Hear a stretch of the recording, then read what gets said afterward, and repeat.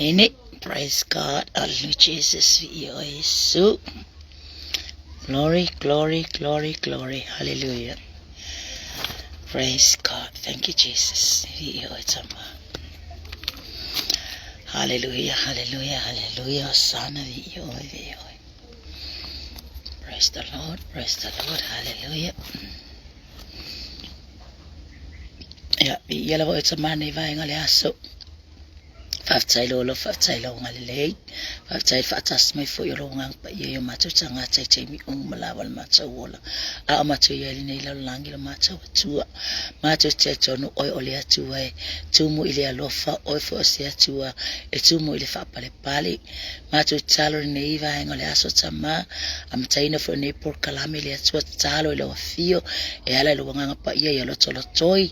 Ile menelo matter tamara ngata for ilia. Lato fapiona mawaleva noa mato te fasoa ila upu epe mato tatala noa ifo ilo fa maoni e mase foi fa malo si au fo ilo mato tama awal mato sava linga olo mato sava vali e ilo mato tama telefita telefafita uli lo mato tama lo mato sava linga lo mato watua atu maulo mato fatu atu maulo mato lo ta yati oi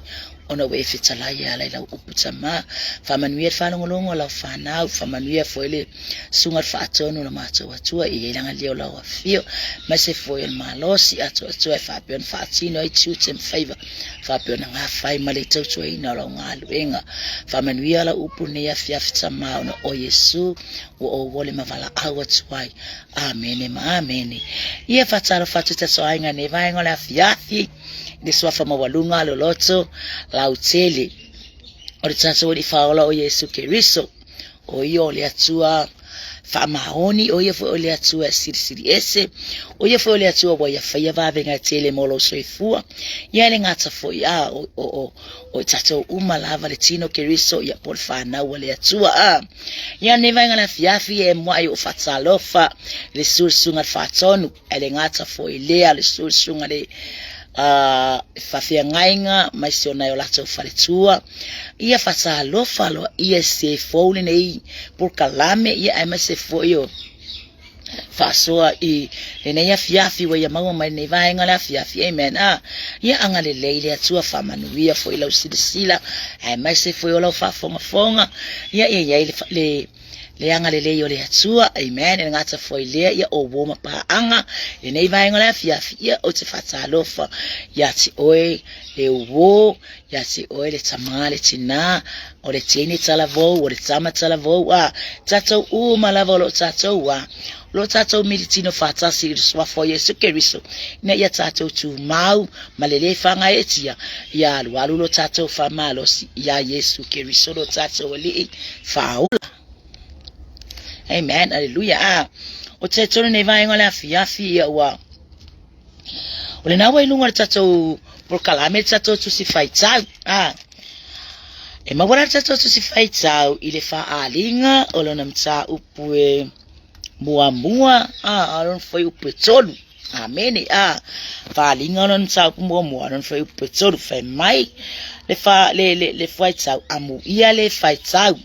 atua mai fa longo I upure nei valo anga matausi imea watusi ai awa ua lata ona po amen amen ve mai fa upe tolu ol mta upure fa alinga amu ia le faitau atua mai fa longo I upure nei valo anga matausi imea watusi ai awa ua lata ona po amen ia o se manatu au tu mo itato fai itato matangata fa amalo si au amen fai itato matangata fa amalo si au ya fatalo fa mua tulama sungale tato fa tono wa pale mai foi nevaeng ole tato le afiafi wa fa tato por kalame ya angalele le tu ele sunga hallelujah Jesus hallelujah Ia pe foi le sunga ya pasta no mana ima tautia salavea amen vi ele tu glory hallelujah vi ia sama afa me se mana tu mai tato ia fai tato matangata fa amalo si au ele fa pela fa me ke alo fa amalo si au e quer que fa amalo si au aku ingi me le au nga mangi me ele tatau tu samalea mar so ifuanga male o langa ke usiano tangata amen aya ai mana o mira tato fa malo si au yo tato uso a Cristiano o tato o le fana o le atua fa mena yo le tusia fa alinga a pe ta o foi ma ta ma ye Yohane ya ti tato fa mai amu ia le faita o ato me fa longa le upro neval anga ma tau si me uma o tusia wa wala tala tau na po ale le fa longa le Cristiano ale le fa longa le tangata o le atua o ke kari kongwe le aya se me la fu ala vanga nga fale kongul ka savat amen be fale kongu foi ka le kamoni mau amen be fale kongu foi tatso ola au na ile atua amen be ale ka fa longo ke lo ale le lo fa longo okay lo foi ele le foi lo fai tau tu sele le afiong pa yale atua ola kala mai ati tatso manuia amen onga on mai la ver que necese ya o falinga ole mana onga lai au mai ile fionga pa yale atua ya kako mau na manuia amen ya kako ku mau na manuia ya kako mau na manuia ya kako fina finau fo yo na manuia amen wa ale fa se fina finau ya ti tato te ngalue inga ile upole atua yo ke kali kongu ye ke mi kako ke fa vai ya pe ortiele onisi o mai lo fa fita uli o mai lo tinga matalona matalona vai male la va mai wa la venga ko fo ya le o langa le metu ai amen ala fe mai amu ia le faitau male fa longo amen e manga amira ka ko fa longo amen o ka se manga ya fo yo o la pizza inga ya nga tsa fo ilia o tsima inga fo lo au mai o ngol fa mars au fo ne sanga tsa o Yohane sa tam fine tsanga tsa Yohane so hani ya tu tsanga tsa Cristiano ina ia tu mau per fa tua male fa lango ile ali o Yesu e ile tsele o sa wanga mapuapua nga amen lango ngal benga le tu ile fa ngofie e kere fa nga upuia yo tsa tsanga tsa e kere fa nga upuia fo ya tsanga tsa lo fa pe ona ngal benga le tu amen e fai amen ai amu ia tsanga tsa lo tu mau amu ia fo tsangata wa po afa fika auria nga i mai savalinga po afa fa fatia ma ke va aya ko ngoko le lao fa moi ko ngoko lo fatua amen ai ka ko ke ku mau pe na wo ka ko ilua le unga ma por kalame le atua so ifu ma le lo tsangata amen Before un kako ia foi faso anta to faso ai foi la sona na ile menge yo le ole ola tsautua amen ole ola tsautua ele i fai ngofi amen e fa penga fa le opone atua e kelo menga au mai ole fainga kai tanga ye kango ya ole fainga kai kanga ya kango e fatino amen ai ese swa malie mo mo tanga tsa wa moni Yesu Kristo ilona soifua amen Hallelujah. Wa o Yohane ola utusile nei e kane si fitu o Asia ia yati o tole alo fatunoa male manuia mai ate ya olo soifua na soifua foi o le a soifua mai anga foi to fitu o ilumo lo na fuali mai Yesu Kristo foi ole moli maufa maoni ole un matua o e what male pule tupo la langi amen ole na no fa mai ate tato na ia funu mai foi ate tato ia tato wan sala ilona lava toto na te fia foi tato matupu mfaitau langa ile atua lona lavatama ia yati ia levi inga male malo se fava vau lava ole afinge o ke kali kongo fo ile mana onga fo yo nei fo ia tangata fo yo wa afinge o Yohane o le tau langa mai lava o mea na whaailoa ia te ia ele atua le kangaka nga makua i whaailoa ia ile atua ma whaa mai ta itsa ile on langa mar soifu au nor tangata ne yo on angalele le for fa longo kangaka nge yo Yohane ele ma fainga ya le fatino le le ngalu wenga pole vala awina fo vala awina o yele atua so se me vala awina itsa to ele atua e awanka ko sika e malele ka ko fa longo ai awange ka ko le fa longo ai le sika ai awo fo nge ya ai o foi nge veta to matanga tse fa pala ilo vala awina o le kanga ka lesa we au mai le tsala fa malo si au mai fa pe on kako kuku maule o Cristiano lango kako ia ile kai me muli watato ia kai me muli ele se skemero ka wa fa pe a me ko fa kali ai pe ke koe se e koe ko mangaku ai se e koe filifili ai pole ala wangla le pole sau ngaluwenga ole afa pe nga monga nga ai ai ona tsaso le mo peche mtsa pe fala foi pe fit me wala tsa malinga tsa anga o me uma amen ole me faila nga le ka mangwo ai foi ya tsanga tsani yo yoane e kale si fit o asia ole fala inga ia langona ya ile au Cristiano ya la ko kuku mau ile atua malele fanga etia ya lualu la ko wa fa malosi awange yo mangi popo nga o mangi vai unga fa vai ya ile ar tsanga tsa wo foi soifu au na ile atua ya ku mauno na ilona soifu au na marfa maoni ku mauno na fa atua wa foi fi sanga wa foi le angi mai o matsangi o fa o le ngeyo langa amen ya ka ku mau kelo oi e ile ke me o mai ile e o mai lo fa fika uli wale feme e yai ke me o puanga amen ai ka ko fa longo lai kala puanga elenka mai puanga o mai la Cristiano amen e kele nga sawa inga ole mana ongala nga le kong le tu le tu ile loto o Yohane inga ia awangi ya vefa fika uli e ke ko solo muli ai amen wala fe mai sata ma faili le ngai kus le ngai foi kus kala e por ngai foi tanga tsa Yohane e fa ai loa mai ina e fisa swani tanga tsa Cristiano ina ia tu mau per fa tsua male fa lango ile li o Yesu Kristo e ule tele o sawa nga ule tele foi se va inga netus o tsala noanga netus fa ilo pongana sa fa tsua ina foi ele tus tsala le leia fa ilonga mangangana o ya fa nga ina e tele lava manatu ole kai pe ya yohange o kako fo ya onanga amen kai pe o kako o nganga e ye kai me ke fia ai ke fia ke alu ile fa sky ngal wenga le tu e ke sky fo ile i polo inga me umalo au mai ai fo kai me ke kilangonga fo fa vai ai e pe ele ifia umalo fo kalangoa ile kusilinge ile melenga o kalangoa yanga anga ai o kosu su ek fo ile upulea ile nge ya au nga tasi amen au nga kasi pe au mama ai fo ya peteria malea malfa o nga na faye Yesu le ole winga tono fo nga ile o ko fie nge kusia ya Yohane o kanga kala fa malo si au le fa na wale atua po kongo le kalesia la fe mele ile kako mawana fayo tele munu ya ti o ile so ko fakasima ole upulo fetala nga Yesu ya Petero ole ator fina ngalo Yesu ya momoli ya ku ya Petero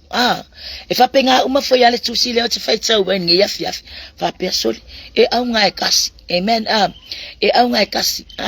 ole Yesu e momoli ya tu ya Petero ale ma fayo na ye fatino nga luenga le o fatino Yesu fa maya ele tautua ale mfenga ya fa nga luenga nge le tautua le wa fa wa o Yesu ya te ya fa maya ele aiso nga kofi fa kasi ma Yesu ele aiso na tofi fa tasima fetala ngale le Yesu nga fa ya Petero e fa penga fo ilale mana ongale le loto o Yohane e mana o mia Yohane lona e mana o mia Yohane le fa malo loso fa na wale atua inga ia kingi le fa moe o Cristiano ke lo kusie sau fa alinga lanu sa o puelua sau le kolu sa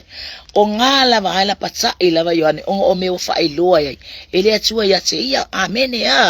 o le leila fa longo Yohane o tua ilo ilunga Yohane malwe atsala itsono e kalesia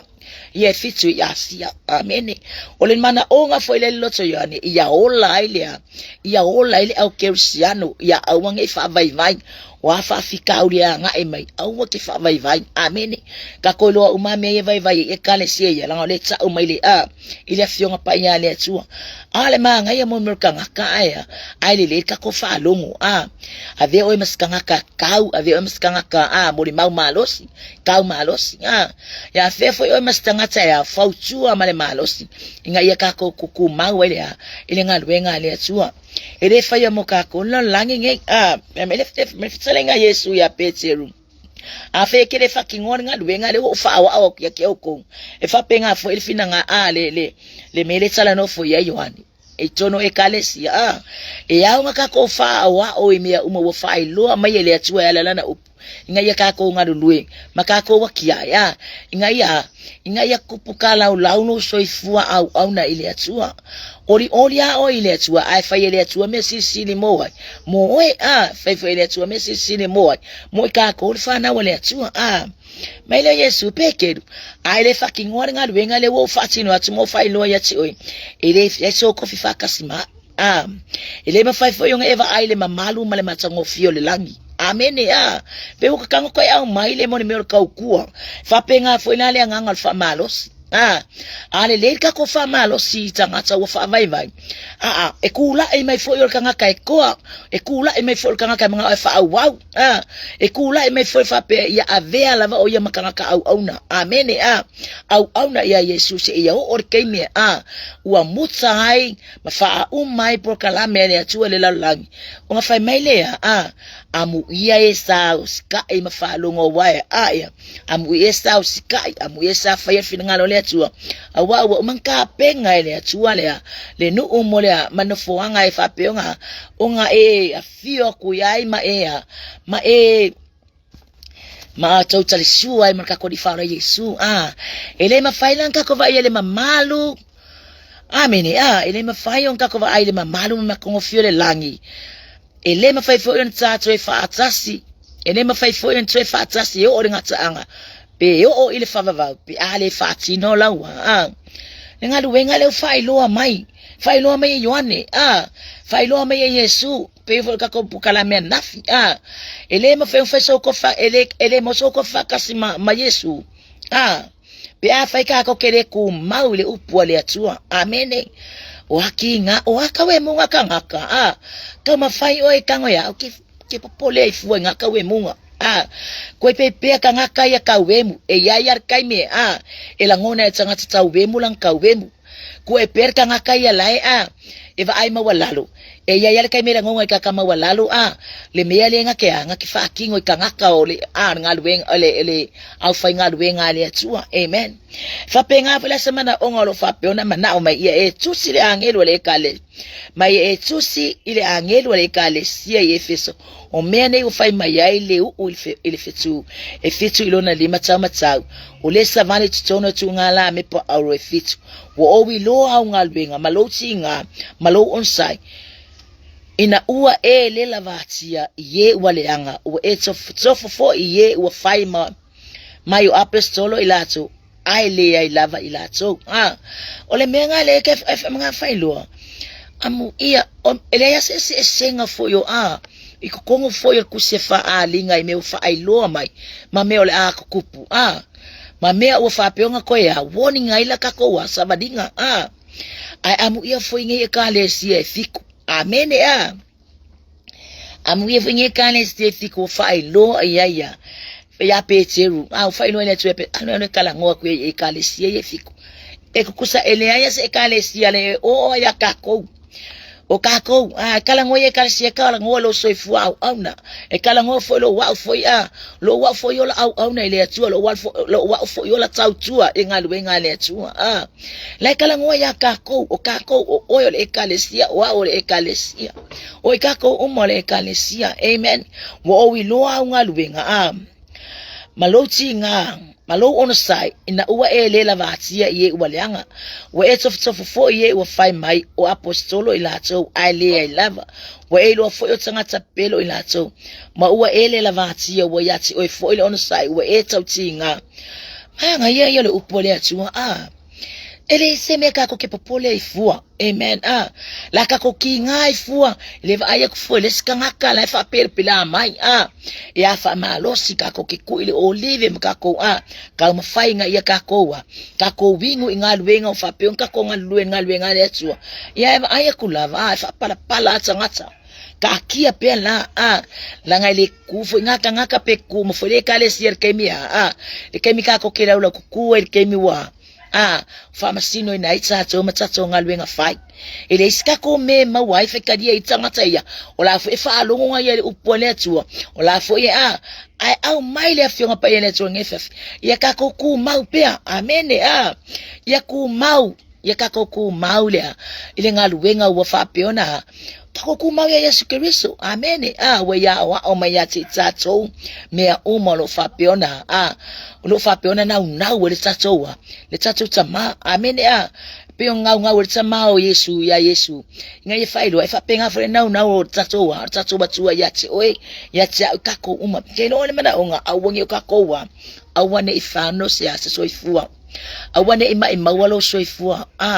awane ima walo soifua awane ifano se soifua ayakako wo umayakako pa imanuio le atua amen o kasemanga yo fina ngalo le atua le yakako amen ole wingala kala kase mafo fau i pokalame le atua o pele o mafofa ngafapia oka se atua inga alofa o la fi nau manau nau le atua ya kako pa yo na manuia ai o kako wa ya kako le le yo fa alongo mar kako le sky ai ale le kako fa alongo kako sky mafai ma nga ya amen aliska ka le yo fa alongo ale mga fatino amen Famea wa o wi loa nga lwenga malo tinga malo onsa ina ua ele lavatia ua leanga kakia piala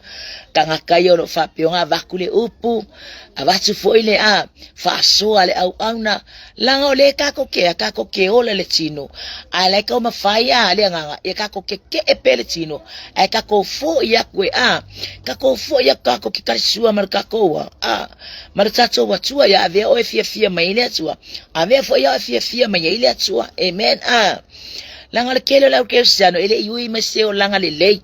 ele iwi me fo isio langa file mu ya amin ele iwi me sio langa le lei nga ese fo ilio langa nga soifua mau lai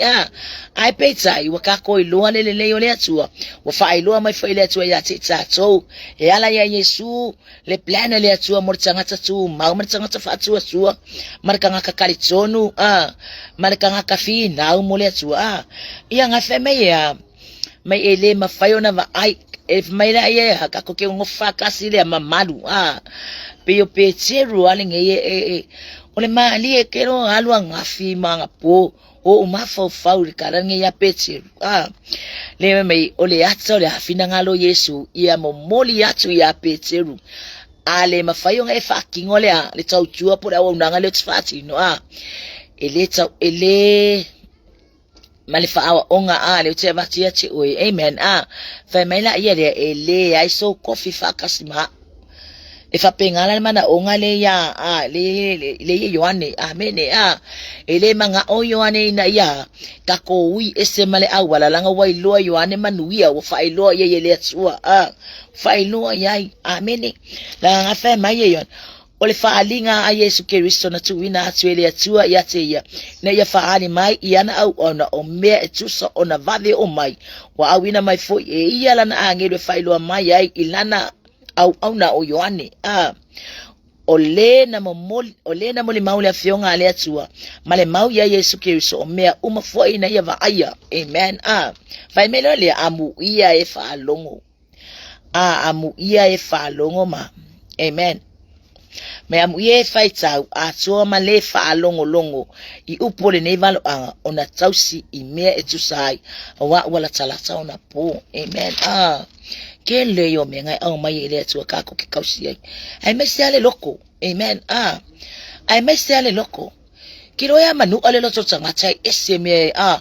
manu ale lo tsanga tsa o kangi kala amen o kangi mangaku o fau nga yo mawala lo me le langi fau nga la fau pe a ona manu ale tsotanga ai ke lo ole mana o ngala ye Yesu mana o ngale fu e mana ole ya Yohane moli mai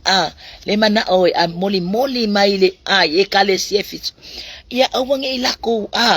awange ilako fa vai ngi meva ai akwe e au wala mai ile o le kele foi o ngalo ika o le kele foi ngale manu malo ayo le Cristiano amene aba e kwa fa vai ngalu pe ka ko ale ba ko fa vai ai akile nga e lo ko mo ye fa vai ko fo nga avec fa vai fa ka ngalwenga fa kuwa ka ko fa malolosi ka ko fa malosi mai le nga ka ko fa malosi mai le tsanga tso fa pe on fa vai fa foi kuwa ko le ai o fo le kuli lo tsalo amen ai awange ngala ke o fa yo o stanga tete lo fa ile nga fa so pe manuia o le atua iai fa so pe le yo Yesu Kristo fa so pe amen e anu wa ye ke mia e ye ke me kango ile atua le loko makoya le liu mai amen po aka ko ngaluenga mga ngaya nga fai po aka ko menga ka ko fakingo le lalo langi ngei fakingo ngai ko ngaluenga le atua fa me e fia se laulo o le o kan ka fai mele le o kan ka ai aka ko le fakingo le upo le atua mai mau war kaimi e mai mau war kaimi ka ko kinga lulue ai haleluya ora ka ika fuinga ma fo lo ka ika langa ma lo ka ika fui au nanga ile atua amene pole ar kele wa ka kupe fai pole manga ngai wa ka me fai me fai er ekalesia lo ka ko anga fai wa ko enga me pokalami ka kialu ine ko kongu ka kikango fa maong e fai nga luenga nga ke la kwanga mangwio nga luenga muli kwa me ke aluai amen ale no tsa inga la ile lotso ale au no Yohane ya la ngona tsanga tsale ya la ngona tsanga tsale le upo valo anga le upole amen hallelujah ya la ngona tsanga tsale upu amen me ye fa alongo i me watusia upole ne valo anga na tusia i me watusia ya wala kalaka ole la paka inga pole tima inga ole au mai yo aya ka kor gaming ole aya se kungu ole la lolangi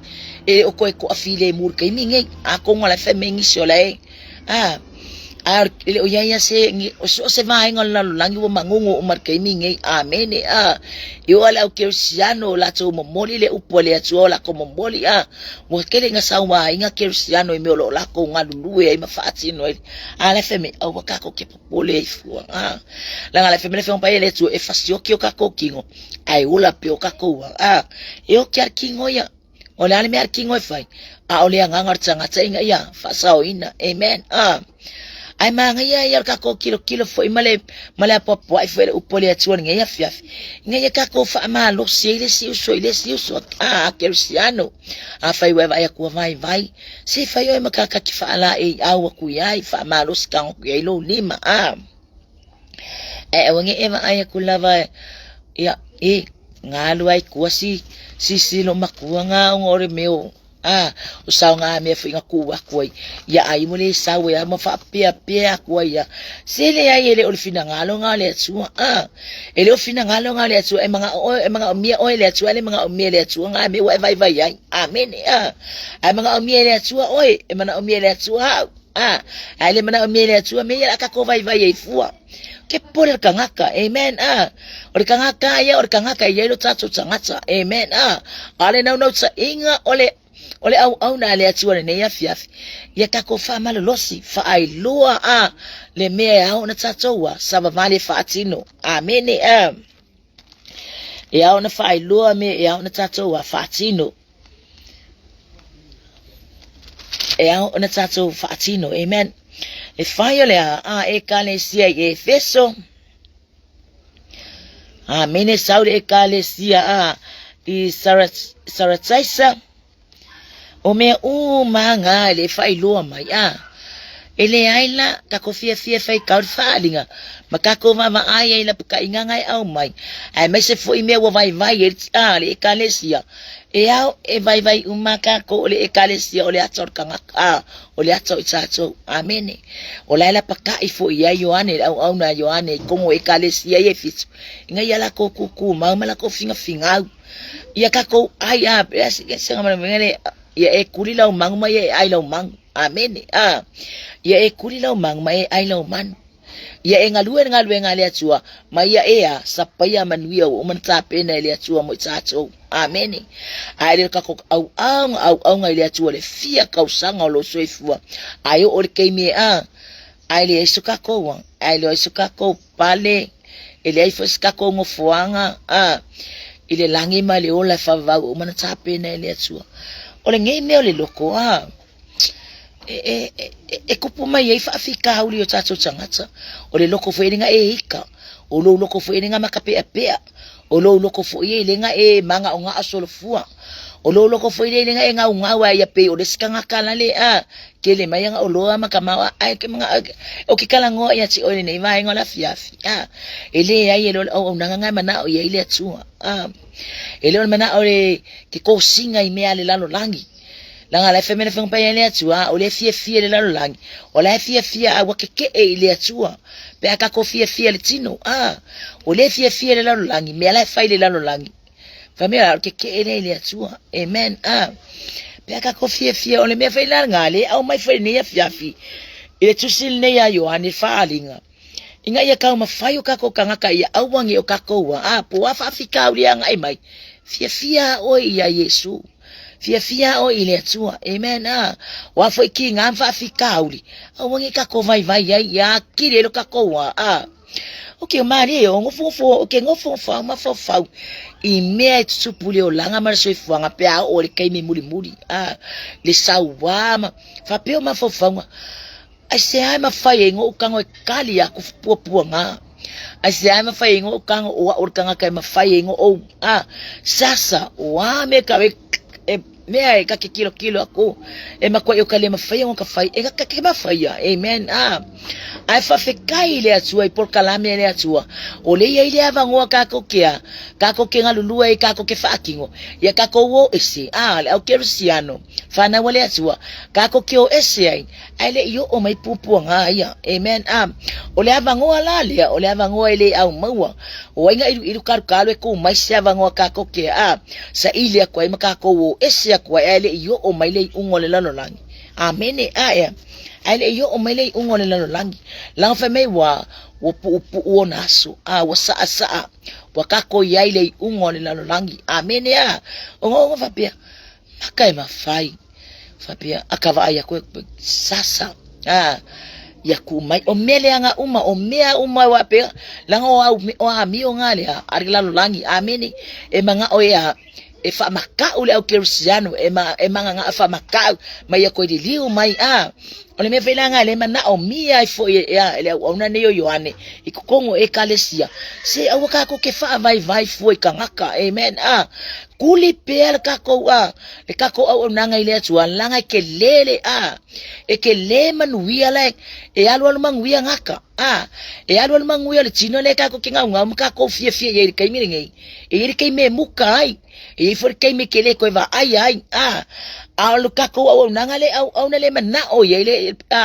au no ne Yohane ya kako mawale le fa moe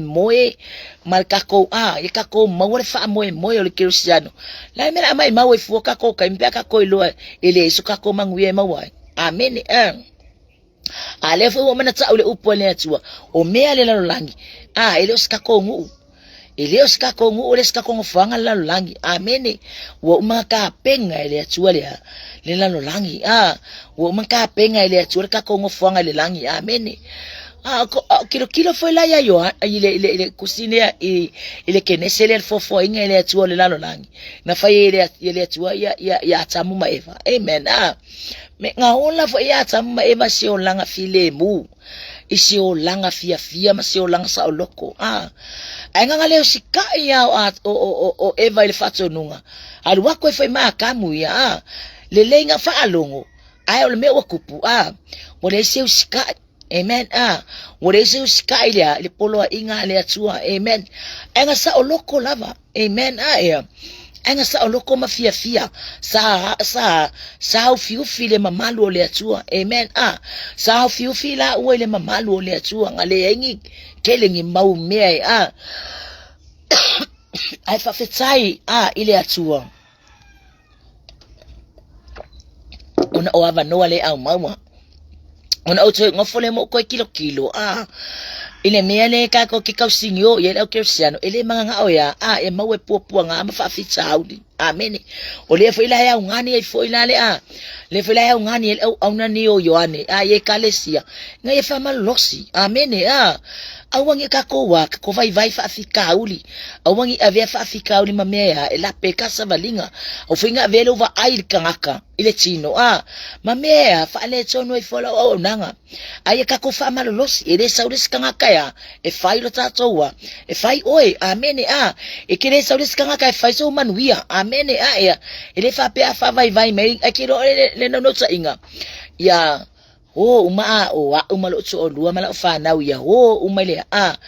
ya ka ko umale manuia amen kalela va ki kilo aku ngaro ko lua mala fa nga ule ya pe nga ka mai ki fo ipe ai fa fe ka ikarnge amen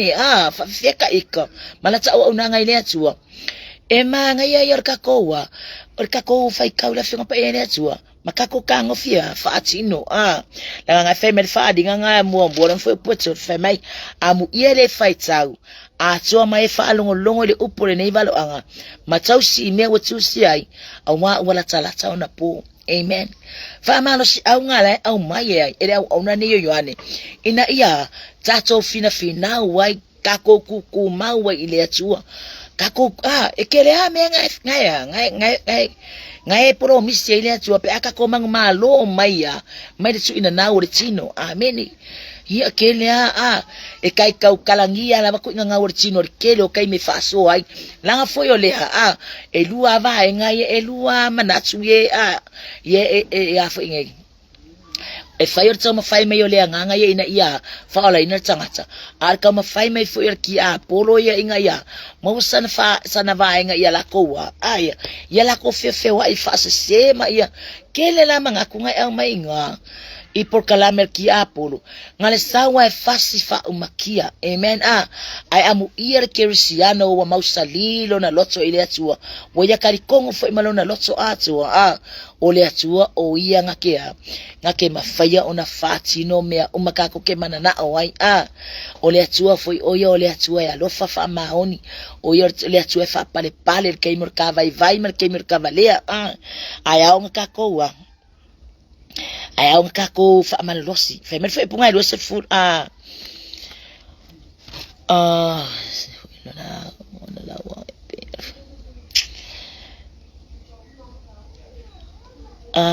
le na alfa mai e foi pulane lima mai ma ia Yesu ke so foi ole moni mau fa maoni o ru matsu o e wotsi male pule tupole la langi o le na lo fa mai ya tsato mai furu mai fo ya tsato ya tsato wan sal ilona lava tsoso ma ia fa fo tsato matupu ma fa tsau langa ile atua o lona lava tsama ia ya tse ia levi inga male malo se fa ma lava me ia fai kako makanga ka fai kau langa ilon tsama amen ka fai vi inga amen ia kako vala avakure vi inga avakure fa ne tsanga ile atua le anga o yo le atua nga lo fa mai ati tsato e ala ia Yesu Kristo amen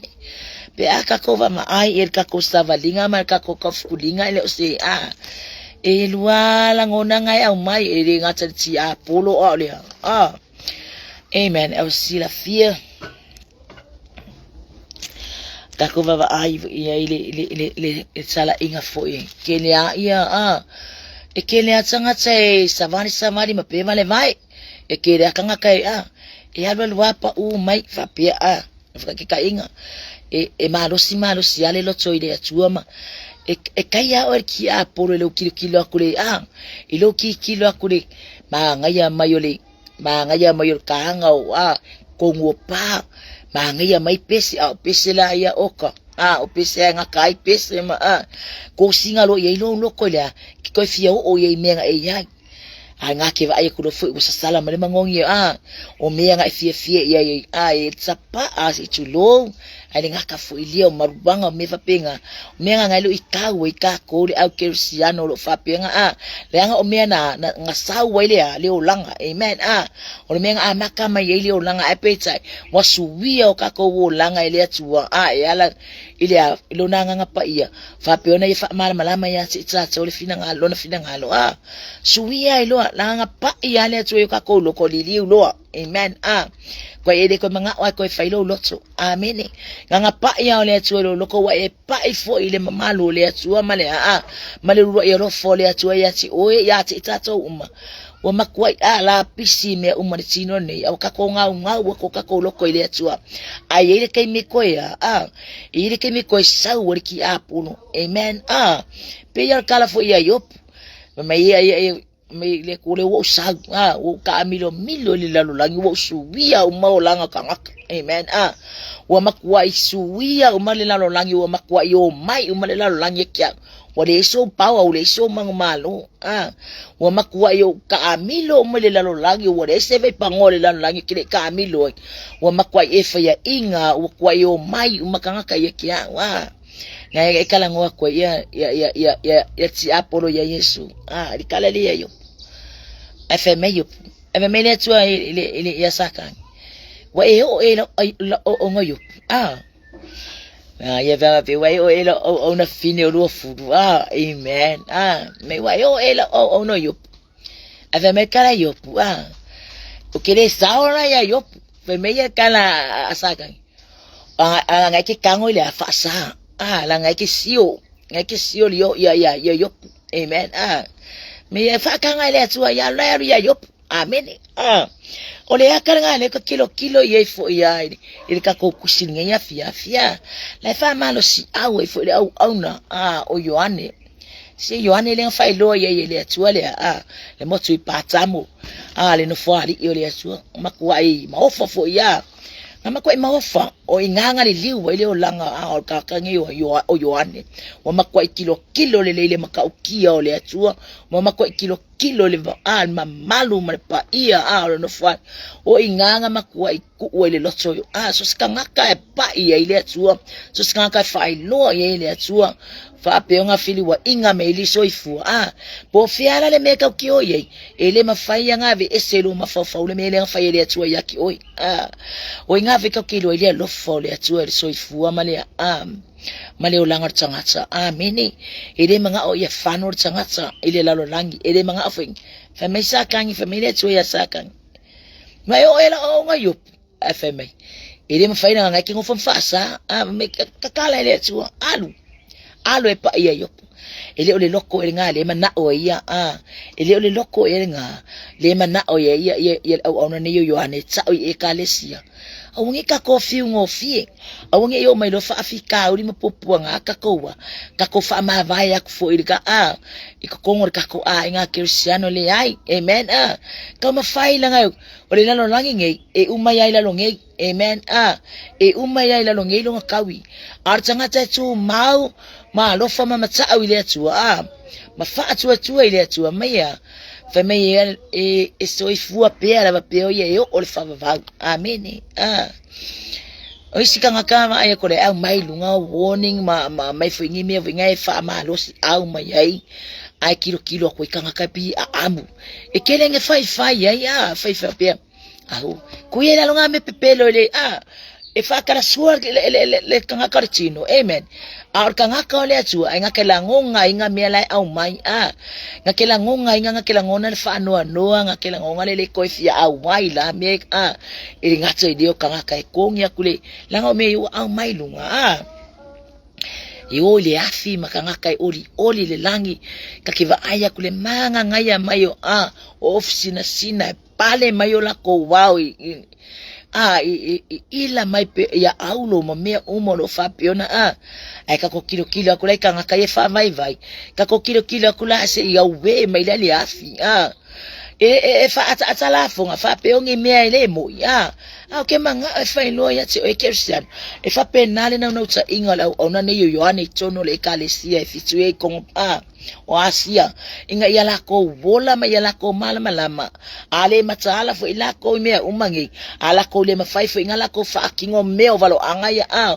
o valo anga o me le akupu amen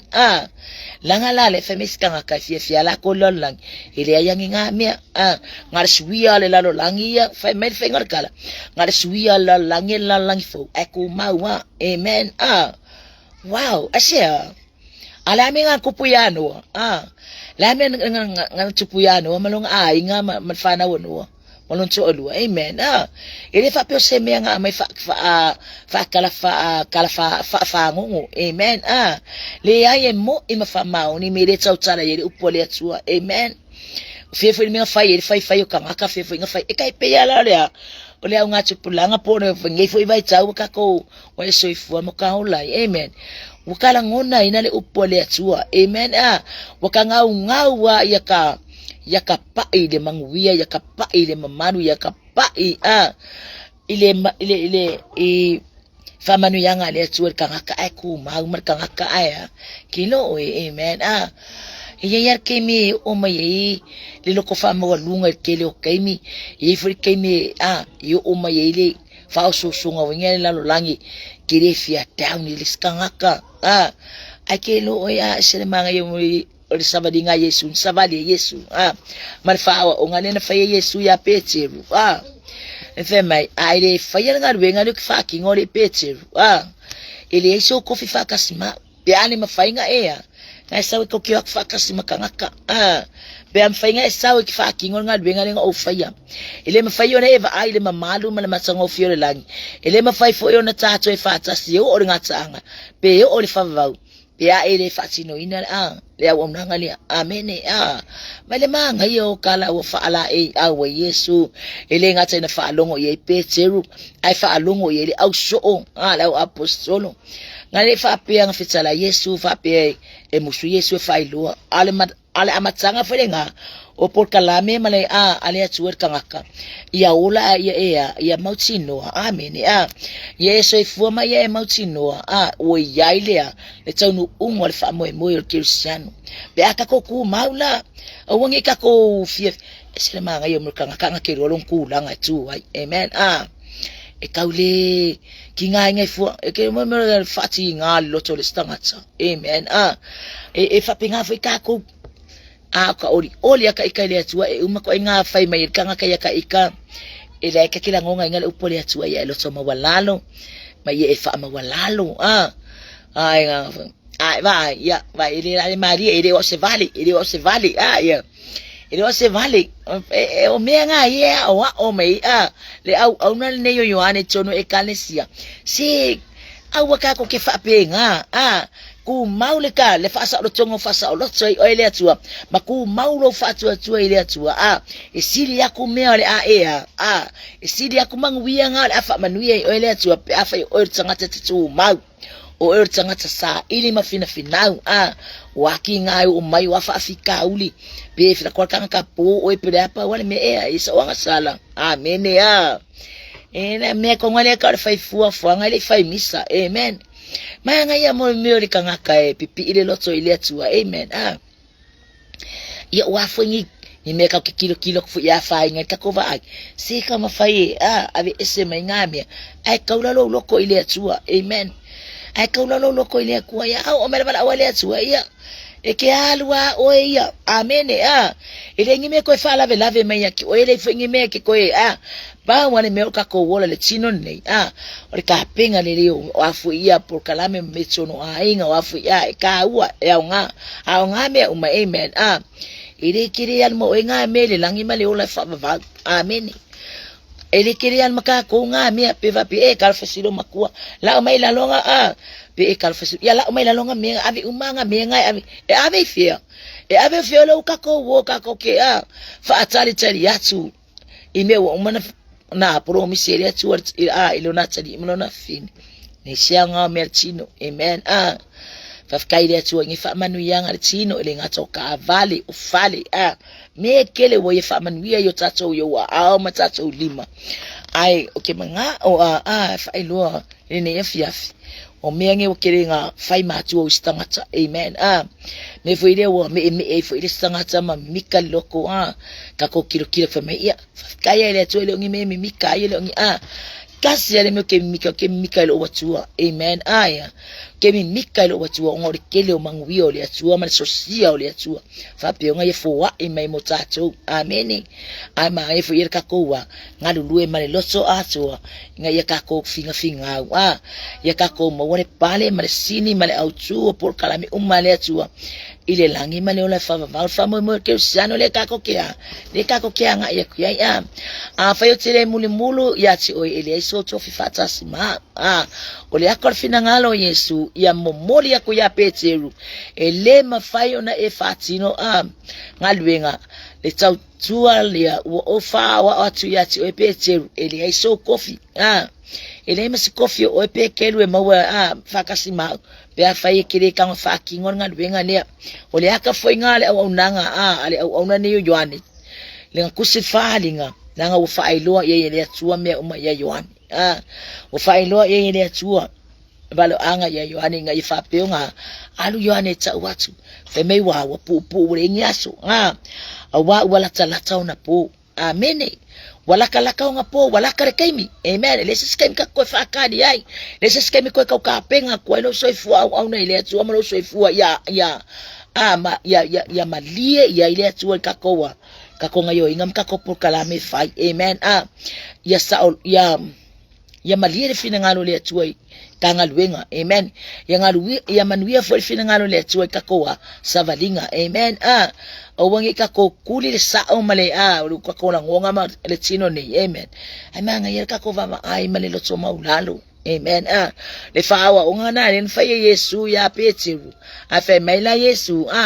pekelo afa yekere kanga fa kingo ngaluenga le mai fa wa ku wa ku yakiwi ele ya soko fakasma pe foi la le ngani le au na ya Yohane i moto e kale si fitu tono asia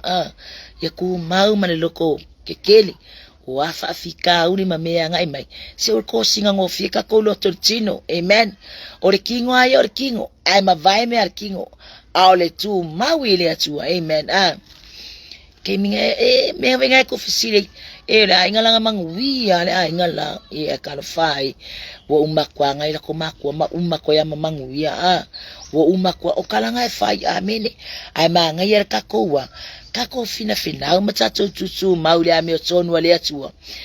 amiotonu wale atua amene ole amiotonu wale atua ile manga okakokia ko yo ile lalo langi ile manga okakoki ko fai ingi me ale chino male lalo langi aya vea oe mama ona tsali imona fine tato tengalu lue fatas ati ya elana lana ekalesia amen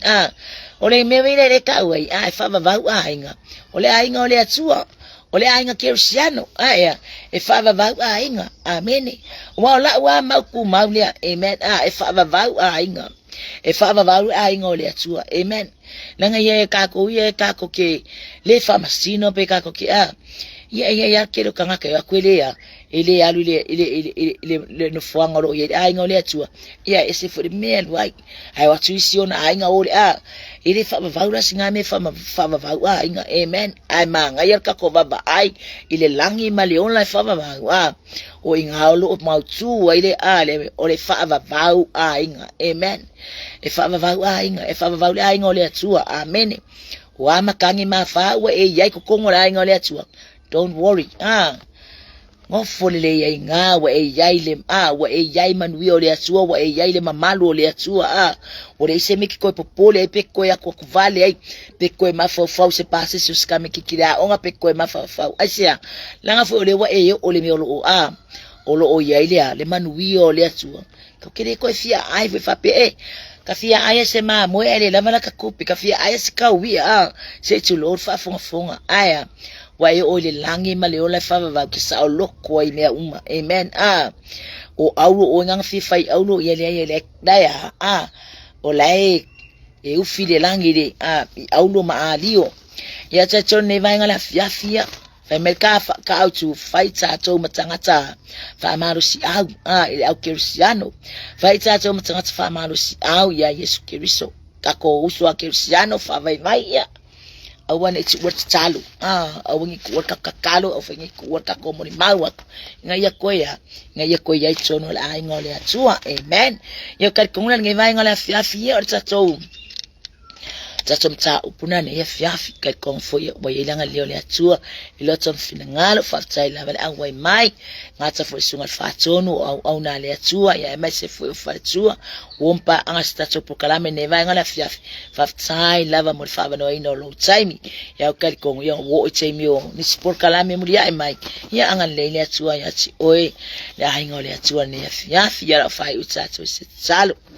sama wo to yel watu yati oi fa fo yatu lovi inga fa netsanga malfamanu yati oi sama fa tailo upuni nei ya fiafi le ngata nto matawe ni mato sava linga yale ngata fo ile ya fa marshi awe fo yo mato loto mato tutu maupe yati oi lo mato tamaya le up ya mato fa yelo finangalo ya ve mato matangata te fia ma ya ile atua woni ave mato matangata ite to tama ya yo mato winga mato wanga ai masin mato valinga o mato ya ile tino nei ya tu mawo fa manu yanga ya mato umola mato watua ya ilanga leo la wafio ni ya fiafi por kalame fa nga solo talo ila ofio tama ya la fa unga fa manuia o tama ila auna fa atonu ngata fo ile fa tua malfana fa manuia fo auna mafatua lato umasamato mafuta por kalame malaba ile aso male aso yefamanuya oilo mato tamale la up ono o Yesu wole mavala awatu amen amen. To God be the glory forever and ever. Amen. Praise God. Hallelujah.